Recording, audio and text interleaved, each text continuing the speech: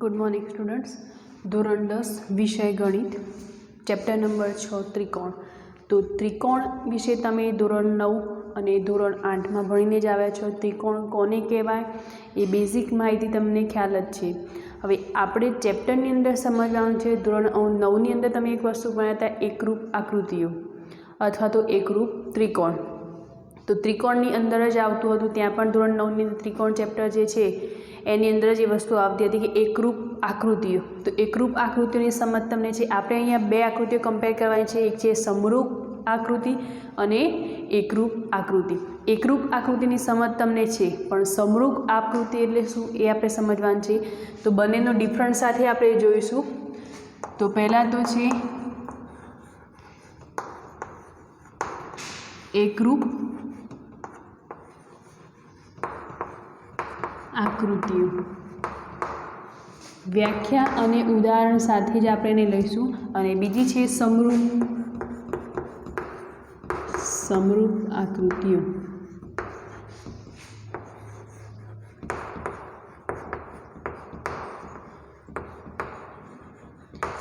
તો એકરૂપ આકૃતિઓ કોને કહેવાય? તમે જાણો જ છો કે જે બે આકૃતિઓ, કોઈ પણ બે આકૃતિઓની કમ્પેર કરવાની છે, એટલે આપણે વ્યાખ્યા જો આપીએ તો એ રીતે આપી શકીએ કે કોઈ પણ બે આકૃતિઓનો આકાર અને કદ જો સમાન હોય તો તે બંનેને શું કહેવાય?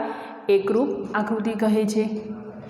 તો એની વ્યાખ્યા આપણે આ રીતે આપી શકીએ કે બે આકૃતિ અથવા તો તમે કોઈ પણ ત્રિકોણ, પણ આપણે આકૃતિઓ જ લઈ લઈએ એટલે બધામાં સેમ આવે। બે આકૃતિઓના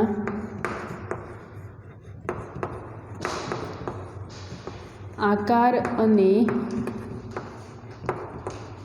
કદ સમાન હોય તો તેવી આકૃતિઓને શું કહે છે? એકરૂપ આકૃતિઓ।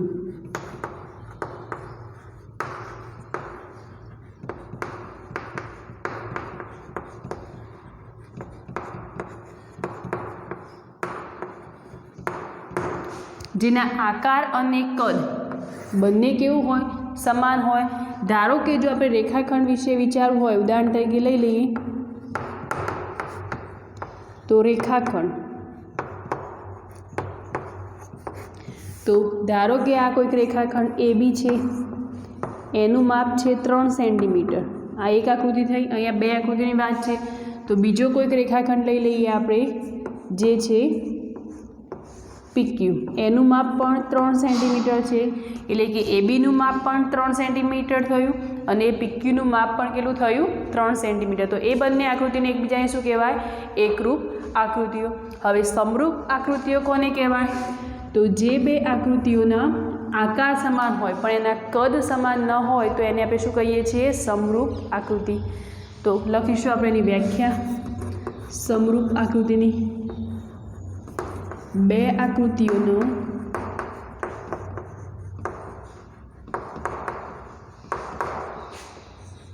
જો તેમનો આકાર સમાન હોય પરંતુ કદ સમાન ન હોય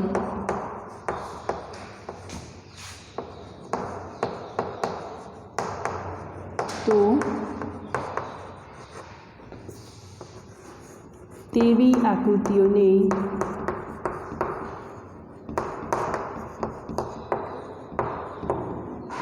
સમરૂપ આકૃતિ કહે છે।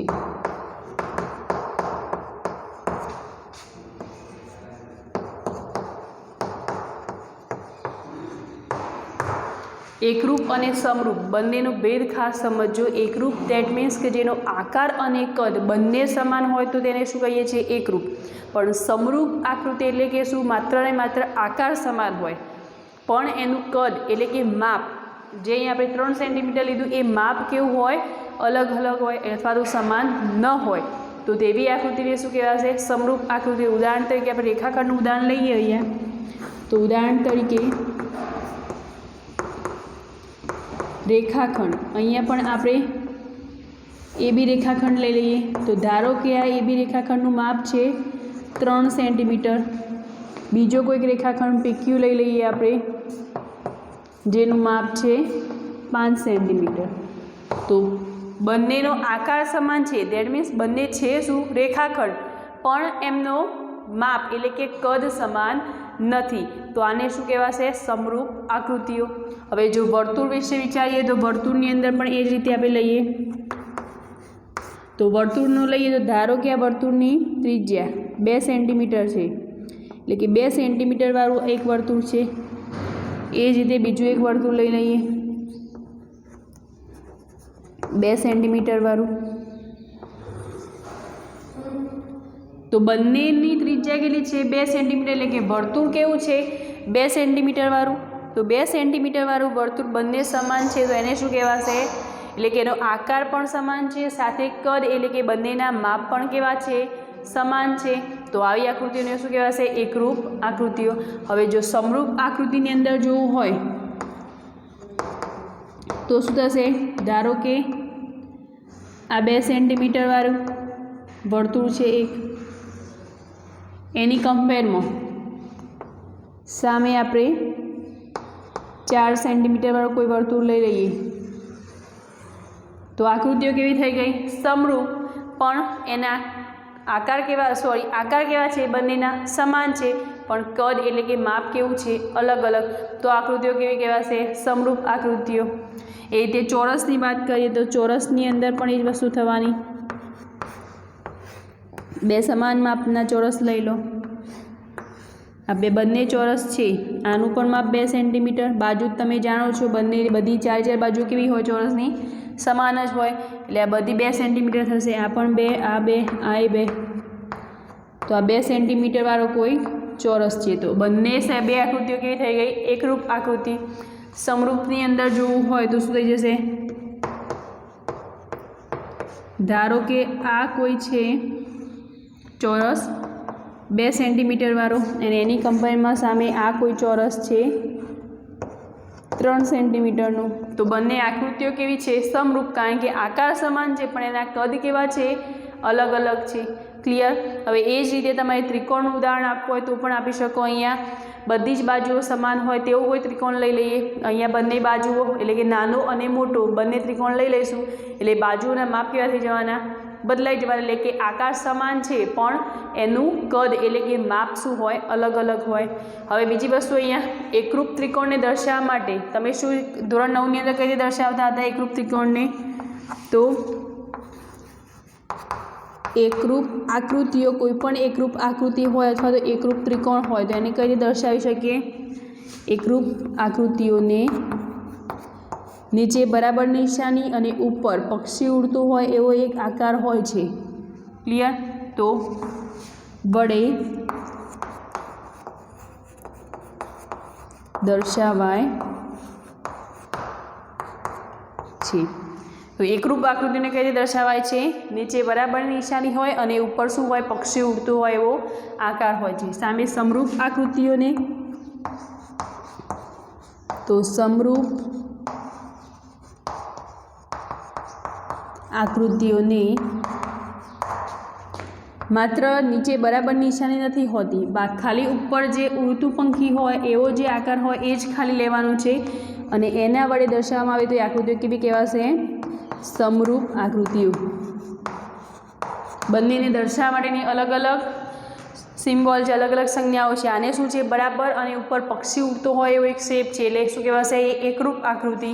અહીંયા સામે સમરૂપ એટલે કે માત્ર ને માત્ર પક્ષી ઉડતો હોય એવો એક આકાર છે, જેના વડે દર્શાવવામાં આવે છે સમરૂપ આકૃતિઓને. હજી આપણે એક જોવાનું છે આગળ. નેક્સ્ટ આપણે જોઈએ હવે સમરૂપ બહુકોણ.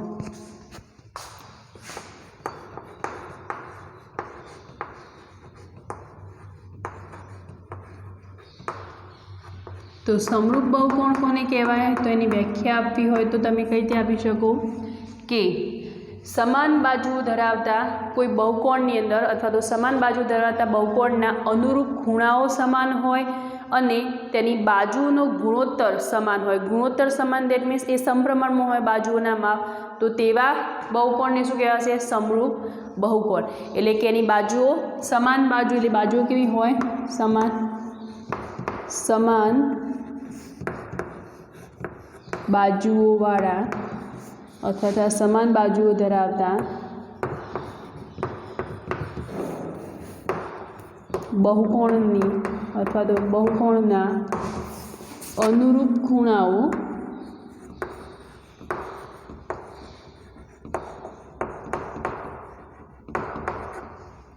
કેવા હોય? સમાન હોય.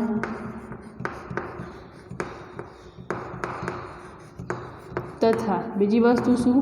તેની અનુરૂપ બાજુઓ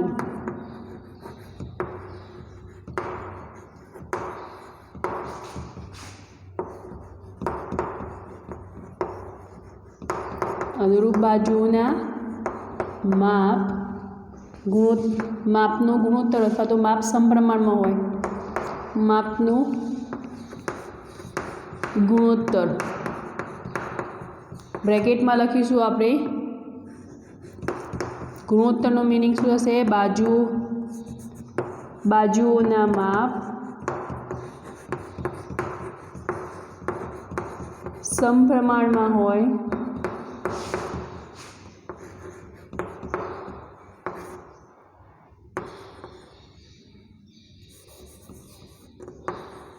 માપનો ગુણોત્તર સમાન હોય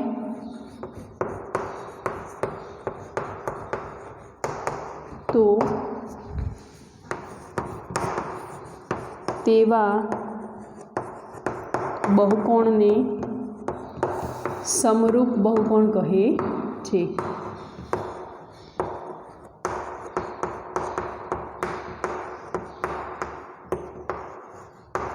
ફરી વાર સમજી લઈએ સમરૂપ બહુકોણ કોને કહેવાય. આ જે ડેફિનેશનો ચાલી તે હાલ એ તમારી ઇન્ટ્રોની અંદર છે, પરંતુ એ આપણું સ્વાધ્યાય જે આગળ છે એની અંદર એ બધી જ વસ્તુ યુઝ થવાની છે. એટલે કે ખાસ ધ્યાન રાખજો કે એકરૂપ આકૃતિઓ સમરૂપ બંનેનો ડિફરન્ટ ગણો છે. ક્લિયર? અહીંયા સમરૂપ બહુકોણ, તો સમરૂપ બહુકોણ કોને કહેવાય? તો સમાન બાજુઓ ધરાવતા બહુકોણના અનુરૂપ ખૂણાઓ સમાન હોય તથા તેની અનુરૂપ બાજુઓના માપનો ગુણોત્તર અથવા તો માપ સમપ્રમાણમાં હોય તો તેવા જ બહુકોણને શું કહેવાય છે? સમરૂપ બહુકોણ કહે છે. ક્લિયર થઈ ગયું? હવે આ જે વસ્તુ ચાલી એ રિલેટેડ આપણે એના એક્ઝામ્પલ જોઈએ. તો એ એક્ઝામ્પલ છે સ્વાધ્યાય 6.1ની અંદર. તો આપણે સ્વાધ્યાય 6.1ના એક્ઝામ્પલ જોઈએ. હવે તો સ્વાધ્યાય 6.1નો એક્ઝામ્પલ નંબર ફર્સ્ટ આપણે જોઈએ. કૌંસમાં આપેલ શબ્દો પૈકી સાચા શબ્દનો ઉપયોગ કરીને ખાલી જગ્યા પૂરો. તો આપણે પહેલી ખાલી જગ્યા જોઈએ. બધા વર્તુળો ખાલી જગ્યા છે. અહીંયા હવે બધા વર્તુળોની વાત થઈ છે, કોઈ બે પર્ટિક્યુલર વર્તુળ તમે આપેલા નથી. તો બધા આ વર્તુળોનો જો વિચાર કરીએ તો નાના મોટી દરેક વર્તુળ હોવાના. કોઈક 2 સેન્ટીમીટરવાળું હશે, કોઈ 5 સેન્ટીમીટરવાળું હશે, કોઈક 7 સેન્ટીમીટરવાળું હશે, કોઈ 1 સેન્ટીમીટરવાળું. એટલે બધા વર્તુળ કેવા હશે? અલગ અલગ. એટલે કે એના આકાર ભલે સમાન રહ્યા પણ એનું કદ શું હશે? એટલે કે માપ શું હશે? અલગ અલગ. તો જેના આકાર સમાન હોય પરંતુ કદ જો સમાન ન હોય તો એવી આકૃતિઓ અથવા તો એવા ત્રિકોણને આપણે શું કહીએ છીએ? અથવા અહીંયા વર્તુળની વાત થઈ છે તો એવા વર્તુળને અથવા તો એવી આકૃતિઓનો જસ્ટ વિચાર કરો કે જેનો આકાર સમાન છે પણ કદ અલગ અલગ છે, તો એવી આકૃતિને શું કહીએ છીએ આપણે? સમરૂપ આકૃતિઓ. તો અહીંયા બધા વર્તુળોની વાત થઈ છે, એટલે કે નાના મોટી દરેક વર્તુળ હોવાના, તો એને આપણે શું કહીશું? સમરૂપ. તો બધા વર્તુળો કેવા છે? સમરૂપ છે. એટલે કે સમાન દેખાય છે પણ એના માપ કેવા છે? અલગ અલગ. ક્લિયર? હવે એ જ રીતે બધા ચોરસો, તો આમાં પણ એ જ કન્ડિશન થવાની. દરેક નાના મોટી દરેક ચોરસ હોવાના, તો બધા ચોરસો ખાલી જગ્યા છે તો સમરૂપ. કેમ? કારણ કે ચોરસની અંદર તમે જાણો ચોરસની બધી બાજુનો માપ કેવા હોય? સમાન હોવાના. તો 2 સેન્ટીમીટરવાળી બધી બાજુ હોવાની, ક્યાંક 3 સેન્ટીમીટરવાળી પણ હોવાની. તો અલગ અલગ બાજુ એટલે કે અલગ અલગ માપ ધરાવતા દરેક ચોરસ હોવાના. એટલે આકાર સમાન છે, કદ કેવા? બદલાયા, અલગ અલગ. તો એવી આકૃતિઓ એટલે કઈ કહેવાશે? સમરૂપ. તો એવા ચોરસો હોય તો પણ એને શું કહેવાશે? સમરૂપ ચોરસ. થર્ડ, બધા ખાલી જગ્યા ત્રિકોણો સમરૂપ છે, બધા ખાલી જગ્યા ત્રિકોણો સમરૂપ છે। હવે સમરૂપની વાત થઈ તો સમરૂપની અંદર બાજુઓ કેવી હશે? એની બધી સમાન બાજુઓ પણ બધી હશે કેવી? નાના મોટી, એટલે કોઈ 2 સેન્ટીમીટર વાળો ત્રિકોણ લઈએ, કોઈ 3 સેન્ટીમીટર વાળો ત્રિકોણ લઈએ, પણ અહીંયા જો સમદ્રી બાજુ તો કોઈ 2 બાજુઓ સમાન હશે અને ત્રીજી બાજુ જો અલગ હશે તો ત્રિકોણો સમાન થવાના નહીં। સમરૂપ આકૃતિઓ કોને કહેવાશે? ધારો કે આ કોઈ ત્રિકોણ લઈ લીધું મેં, બધાની 2 સેન્ટીમીટર બાજુઓ લીધી છે, આ પણ 2 સેન્ટીમીટરની, પણ આ પણ 2 સેન્ટીમીટર, બીજી આ કોઈક લઈ લઉં ત્રિકોણ, તો બધી જ બાજુ આ 3 સેન્ટીમીટરની બાજુ છે, આ 3 સેન્ટીમીટર, આ પણ કેટલું છે? 3 સેન્ટીમીટર। તો આ રીતે જો બનતું હોય તો એને આ 2 આકૃતિઓ સરખાવવામાં આવે તો આને શું કહેવાશે? સમરૂપ આકૃતિઓ। માપ બધા કેવા છે? સમાન છે, પણ એટલા જ કદમાં મોટી વસ્તુ આકૃતિ વિચારીએ એટલે કે કદ થોડું આકાર મોટો થયો, ક્લિયર? પણ કદ એટલે કે માપ શું થઈ ગયું? બદલાઈ ગયું। તો આ સમદ્રી બાજુની અંદર શું થશે? 2 બાજુઓ કોઈક સમાન હોય, ત્રીજી બાજુ તો કોઈક અલગ જ હોવાની, તો એને આપણે સમરૂપ કહી શકીએ નહીં, ના તો એકરૂપ કહી શકીએ, ક્લિયર? તો બધા ખાલી જગ્યા ત્રિકોણો સમરૂપ છે તો બધી બાજુઓ સમાન હોય, બધા ત્રિકોણોની વાત થઈ તો સમબાજુ ધરાવતા ત્રિકોણો સમરૂપ હોવાના, સમબાજુ ત્રિકોણો સમરૂપ છે, ક્લિયર? બધી બાજુઓ સમાન હોય અને નાના મોટી ત્રિકોણો એવા ભેગા થતા હોય અલગ અલગ માપ સાથે, એટલે આકાર સમાન થયા, કદ એના શું થઈ ગયા? બદલાતા થયા, તો બધા જ સમબાજુ ત્રિકોણો કેવા હશે? સમરૂપ થવાના। ચોથી ખાલી જગ્યા છે કે જો 2 બહુકોણના અનુરૂપ ખૂણાઓ, હમણાં જ આપણે સમરૂપ બહુકોણ સમજ્યા, જો 2 બહુકોણના અનુરૂપ ખૂણાઓ ખાલી જગ્યા હોય, તેમની અનુરૂપ બાજુઓના ખાલી જગ્યા હોય તો સમાન સંખ્યાની બાજુઓવાળા 2 બહુકોણો સમરૂપ છે। બહુકોણ સમરૂપ ક્યારે કહેવાય? હમણાં આપણે સમજ્યા, બહુકોણો, જો કોઈ બહુકોણ એટલે કે સમાન બાજુવાળા બહુકોણના અનુરૂપ ખૂણાઓના માપ કેવા હોય? ખૂણાઓના માપ સમાન અને તેની અનુરૂપ બાજુઓ એકબીજાના ગુણોત્તરમાં હોય અથવા તો બાજુઓ સમપ્રમાણમાં હોય તો તેવા બહુકોણને શું કહે છે? સમરૂપ બહુકોણ। તો ખૂણાઓ કેવા હોય? સમાન, પણ અનુરૂપ બાજુ કેવી હતી? માપ એના ગુણોત્તર સમાન હોય, એટલે કે એ બાજુઓ કેવી હોય? સમપ્રમાણમાં હોય।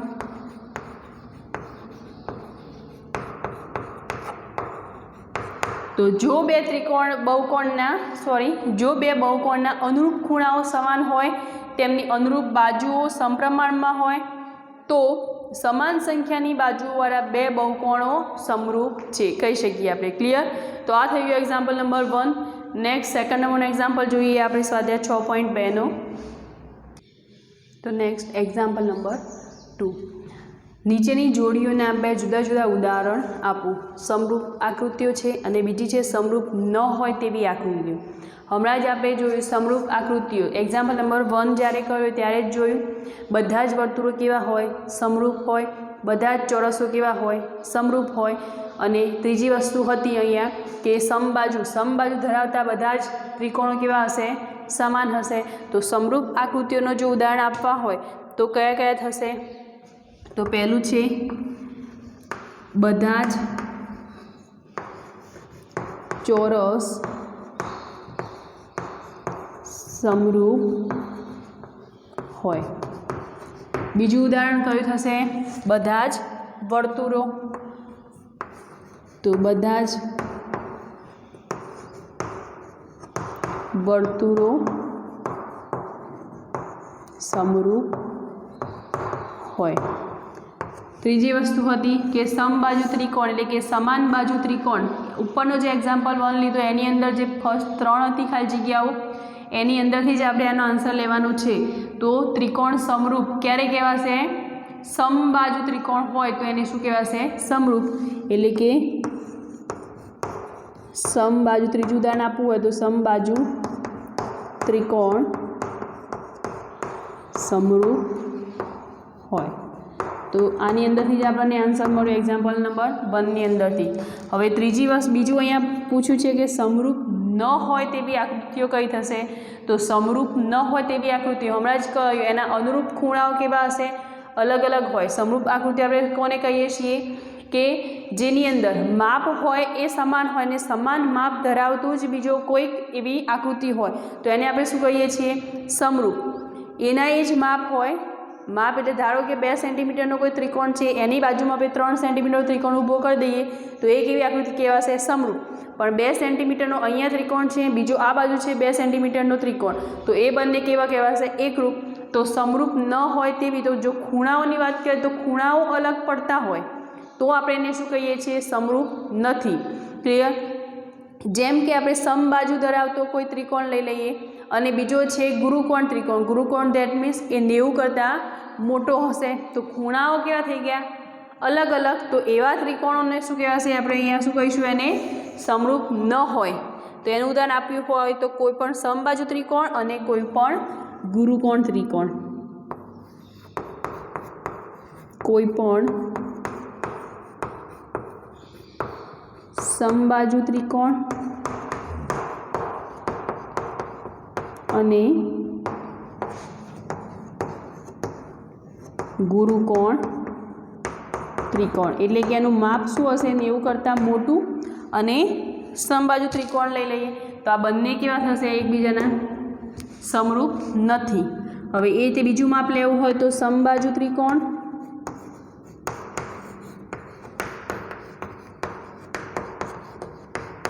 અને બીજું લઈ લઈશું આપણે કાટકોણ, એક્ઝેક્ટ 90 અંશ.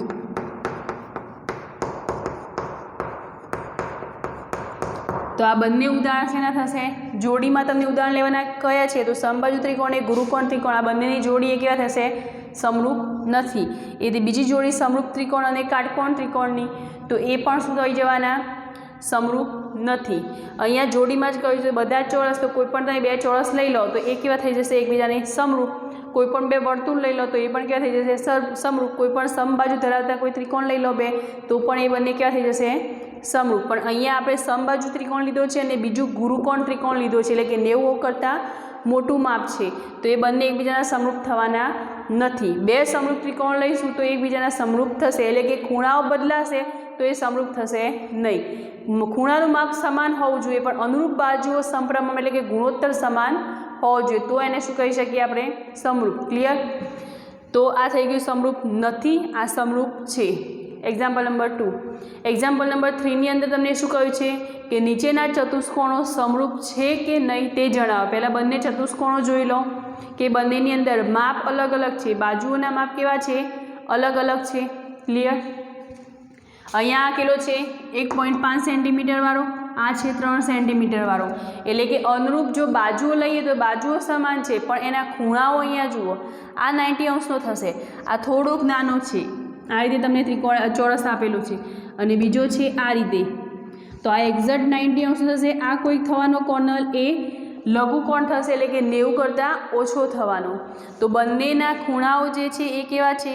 અલગ અલગ છે, તો આને સમરૂપ કહી શકીએ નહીં. ખૂણાઓ અનુરૂપ ખૂણાઓની જોડ કેવી હોવી જોઈએ? સમાન હોવી જોઈએ અને બાજુઓનો ગુણોત્તર પણ સમાન હોવો જોઈએ. પણ અહીંયા ખૂણાઓ શું છે? અલગ અલગ છે. તો એનું કારણ આપવું હોય તો પહેલાં તો આ સમરૂપ ત્રિકોણ, સમરૂપ ચતુષ્કોણ નથી. કેમ? તેનું કારણ આપીશું આપણે. કારણ કે અનુરૂપ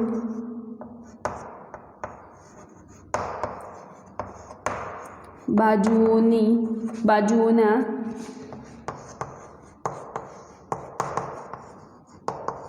શિરોબિંદુ વચ્ચેની સંગતતાનો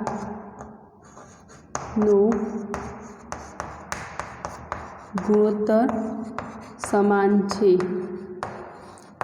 પરંતુ અનુરૂપ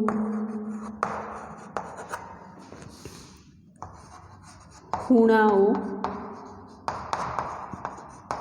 સમાન નથી. અનુરૂપ ખૂણાઓ, ખાસ એક જ વસ્તુ, અનુરૂપ ખૂણાઓ સમાન નથી માટે આપણે આ ચતુષ્કોણને સમરૂપ કહી શકીએ નહીં. ક્લિયર?